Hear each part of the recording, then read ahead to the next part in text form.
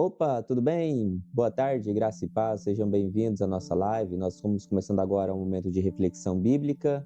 E você, minha irmã, meu irmão, que está entrando agora na live, é bem-vindo para estar conosco, para juntos nós meditarmos na palavra do Senhor e sermos edificados através dessa palavra. Sejam bem-vindos, todos vocês.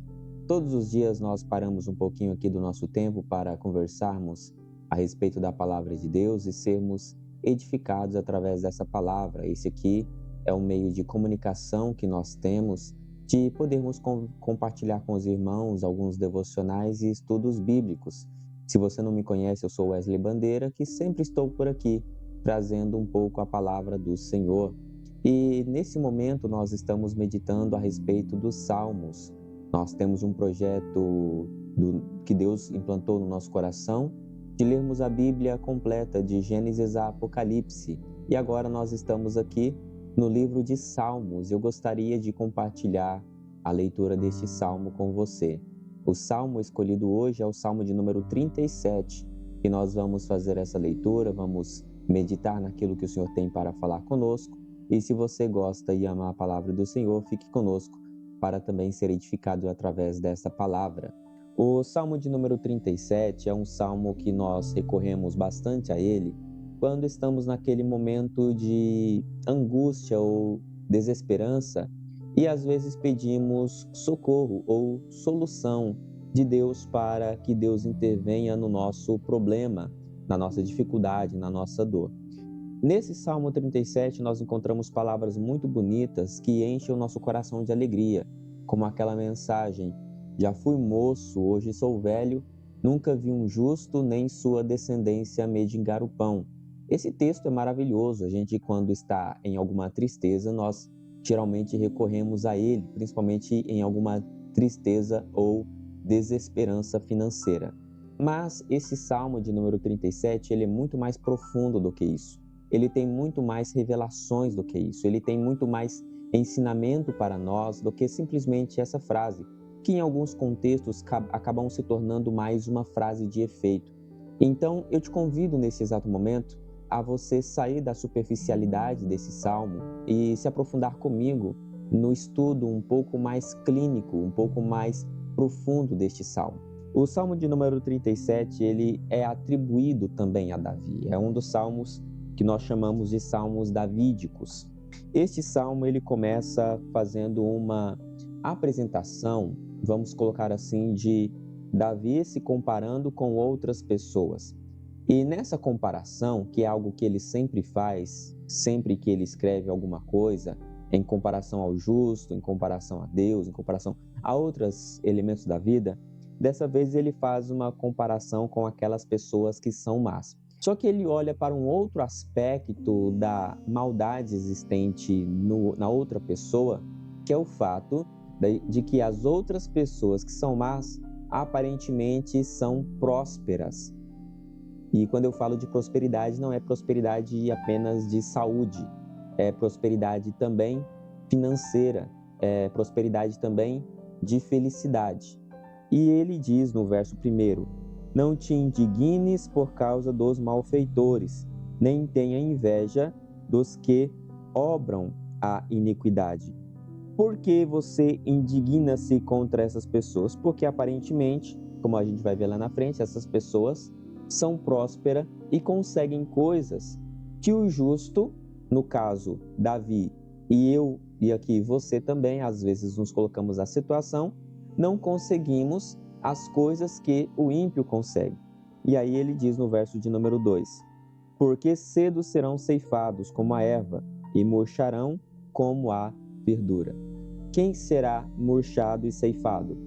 Aquelas pessoas que são malfeitoras, que fazem iniquidades. Às vezes no Brasil a gente pensa o seguinte: dá vontade de fazer a coisa errada, porque parece que a coisa errada é beneficiada. A pessoa faz um monte de coisa errada e encontra aí apoio de várias pessoas da sociedade. Enquanto que as pessoas que fazem a bondade parece que são sacrificadas. Isso no aspecto econômico, no aspecto familiar, em vários aspectos. parece que o bom se tornou ruim e o ruim se tornou bom. Não é assim? É só você olhar para a economia. Se você quiser empreender alguma coisa hoje no Brasil, você vai ser taxado de todos os lados. É imposto sobre imposto e você não consegue fazer nada direito. Parece que a chance que eles dão é para que apenas os maus venham prosperar, enquanto que aquelas pessoas que fazem as coisas certas não prosperam. Dá vontade de seguir o exemplo dessas pessoas que são más. Davi diz aqui, não é tão bom assim. Porque embora exista uma certa leniência do meio político ou uma certa forma das pessoas passarem um pano para essas pessoas que são malfeitoras, existe um Deus que é justo. E esse Deus, ele não segue a mesma lógica das pessoas do mundo.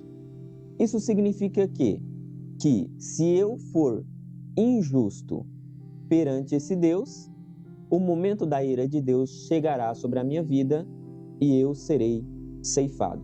Por isso que não é tão bom seguir o exemplo desses malfeitores, porque eu tenho preocupação com o que Deus pode fazer comigo. Ele mesmo vai dizer para Davi, não tenha medo daquelas pessoas que matam o corpo e não podem fazer mais nada. Temam a Deus, temam a mim, Deus falando que além de matar o corpo, pode jogar a pessoa no inferno. Esse é um momento de justiça que nós vemos aqui. A Kleber disse ali, o pobre tem que prosperar. Eu concordo. A questão, Kleber, é que a nossa noção de prosperidade, ela é muito diferente da noção bíblica. A noção, quando a Bíblia fala de prosperidade, a Bíblia fala sempre da presença de Deus e de que não vai nos faltar nada do necessário. A maioria das pessoas entendem isso como riqueza superficial. Se riqueza superficial fosse o critério dado para alcançar intimidade com Deus, uma boa parte das pessoas que fazem as coisas corretamente, pelo menos no Brasil, não conseguiriam a vantagem, o sucesso, porque não conseguem chegar naquele status de prosperidade que estão os grandes poderosos. Então, a Bíblia apresenta um outro tipo de realidade que nós temos que olhar um pouco mais de atenção para isso. O Kleber disse aqui, super ricos 1% e pobres são 99%. Isso sim é uma realidade no Brasil, isso mostra a desigualdade do governo e do mundo que nós estamos vivendo. Mas a questão que eu acho de como está essas coisas, pelo menos no Brasil, é que tudo isso já tinha sido dito por Deus que iria acontecer.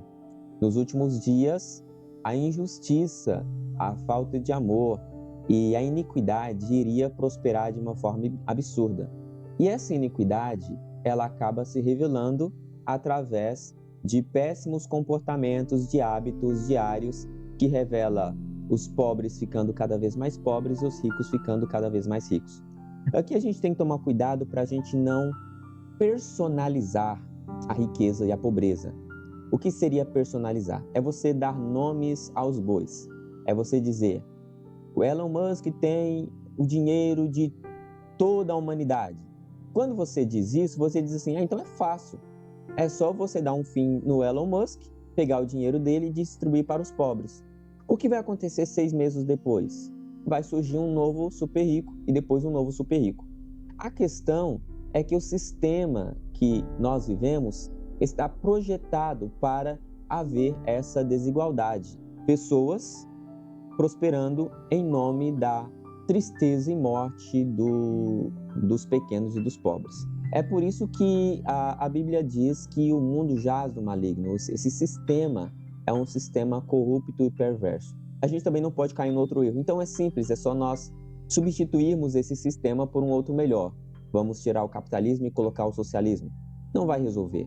Porque todos os sistemas, eles comprovam que eles não podem promover a justiça. O único que pode promover a justiça e fazer com que o mundo se torne um lugar melhor é o Evangelho, é Deus. É por isso que a palavra do Senhor diz que para nós anunciarmos a paz, anunciarmos o Evangelho. A igreja, creio eu, é o agente de boas novas dessa mensagem da paz. Por quê? Porque a igreja prega um rei. A igreja prega um reino que não é deste mundo. E diz constantemente: o rei voltará. O rei está voltando. Quem é esse rei que está voltando? É Jesus, que vem reinar, trazendo um novo modelo de reino, que supera todos esses modelos nossos, que são modelos falhos. E aí, Davi, quando ele olhava para isso, ele pensava: então eu vou abandonar tudo, vou desistir, eu vou chutar o balde. Aparentemente não é isso que Deus quer de nós. E a gente vai ver isso ainda na continuação da leitura do Salmo de número 37.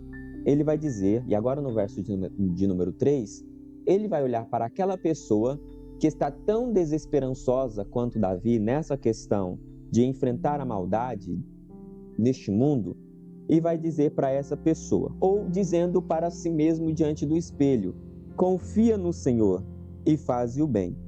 Habitarás na casa e verdadeiramente serás alimentado. Deleita-te também no Senhor e Ele te concederá o que deseja o teu coração.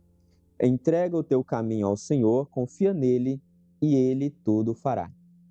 A ação que Davi convida as pessoas que estão neste momento de desesperança a fazer é exatamente confiar no Senhor. Por que confiar no Senhor?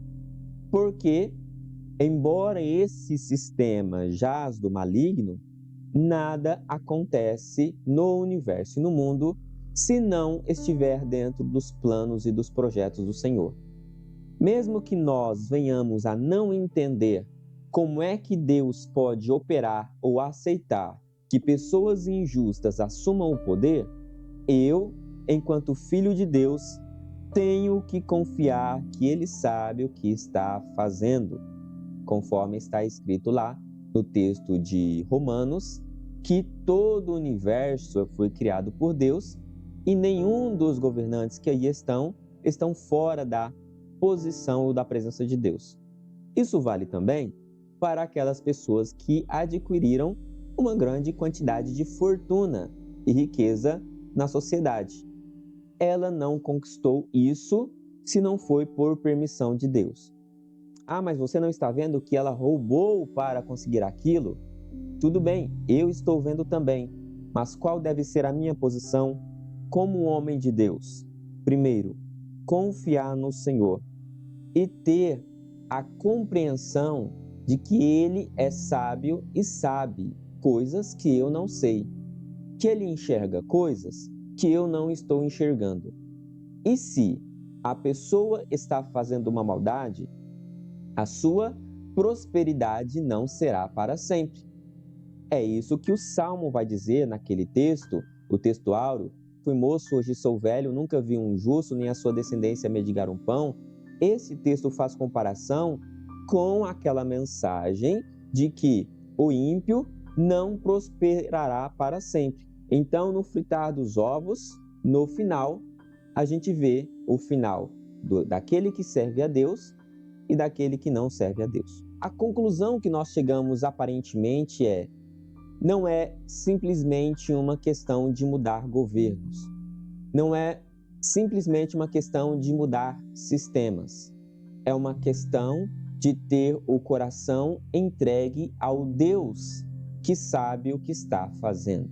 Se a gente olhar para a história, nós vamos ver que todos aqueles que desejaram com as suas próprias mãos, e eu digo isso de pessoas bem intencionadas ao longo da história, que desejaram com as suas próprias mãos mudar o rumo e não confiaram em Deus, acabaram cometendo algum tipo de injustiça nesse processo. E nós, como homens de Deus, temos que evitar exatamente esse elemento de injustiça, mesmo se eu me coloco como o ungido do Senhor, mesmo se eu me coloque como a pessoa que foi escolhida por Deus ou pelos anjos para ter determinadas atitudes. Caso eu não espere em Deus e confie nessa minha crença, eu posso implantar o inferno na Terra com o propósito de tentar fazer uma coisa boa. É só você olhar para a Revolução de 1917 na Rússia. Olha o rastro de mortandade que foi deixado por aquele sistema. É só você olhar para as diversas revoluções, tanto de direita quanto de esquerda. Veja a Revolução Francesa e veja outras revoluções também. A gente tem que ter essa noção de que não é passividade, não é se esconder atrás da Bíblia, é confiar. E confiar nem sempre envolve tomar atitudes de imediato. Verso de número 6. E ele fará sobressair a tua justiça como a luz, e o teu juízo como o meio do dia. Quem? Essa pessoa que confiou no Senhor. Essa pessoa que está recebendo o necessário de acordo com a mensagem bíblica. E ele fará sobressair a tua justiça como a luz, e o teu juízo como o meio do dia. Verso 7. Descansa no Senhor e espera nele. Não te indignes por causa daquele que prospera em seu caminho, por causa do homem que executa astutos intentos. Deixa a ira e abandona o furor. Não te indignes para fazer o mal, porque os malfeitores serão desarraigados, mas aqueles que esperam no Senhor herdarão a terra. Lembra que nós falamos aqui no começo que a tendência nossa é querer seguir o exemplo da pessoa má, porque afinal de contas ele está prosperando? Não devemos fazer isso. Por quê? Porque o final dele será um final que eu não quero participar. Agora, se eu nego os meus valores de confiar em Deus, de confiar na sua palavra, e começo a seguir essas pessoas que estão fazendo coisas ruins, a punição que está planejada para ele virá também sobre a minha vida. Estamos fazendo lives aqui nessa plataforma já tem 1 ano e sempre aparecem pessoas aqui na live conversando conosco dizendo o seguinte: por que eu não consigo prosperar? Por que eu vejo todo mundo fazendo coisa errada e eu faço a coisa certa e as coisas não vão? Isso envolve questões econômicas, de saúde e vários outros elementos. É a mesma pergunta de Davi. É a mesma questão aqui. Por que aquela pessoa ímpia está prosperando e eu não? O conselho que ele dá desde o começo é: independente disso, preserve os seus valores. Independente disso, de você não entender o porquê, não se venda, não se negue, não negue os seus princípios. E essa pessoa, ela receberá algo que o outro não vai receber, o justo receberá algo que o outro não vai receber, que está expresso no verso de número 9. Este herdará a terra. Quando a Bíblia fala de herdar a terra aqui no Salmo de número 37, tem alguns elementos postos que a gente tem que analisar com muita calma. Primeiro, a terra no Antigo Testamento fala sempre de Canaã, daquela terra que Deus havia prometido para Abraão, Isaque e Jacó. Então, quando fala-se que estes herdarão a terra, mudando o termo, poderia-se dizer: estes herdarão a promessa. O outro, que mete os pés pelas mãos, não herdará a promessa, mas nós herdaremos essa promessa. Então, a terra aqui não é simplesmente o terreninho da sua avó que morreu e deixou para você. Aí essa pessoa vai pegar esse terreno. Não é isso. Qual promessa que Deus tem para a sua vida? Qual promessa Deus tem para a sua família? Qual promessa Deus tem para você? Muito bem. Se você agir com justiça, você receberá essa promessa. Na Bíblia Sagrada, nós encontramos cerca de 2 tipos de promessas. Aquelas promessas que são universais e aquelas promessas que são individuais. A promessa que é universal é aquela promessa que foi feita para todos aqueles que creem no Evangelho. No caso, por exemplo, o céu é uma promessa universal. Se você confiar em Jesus, você vai herdar a terra. Qual terra?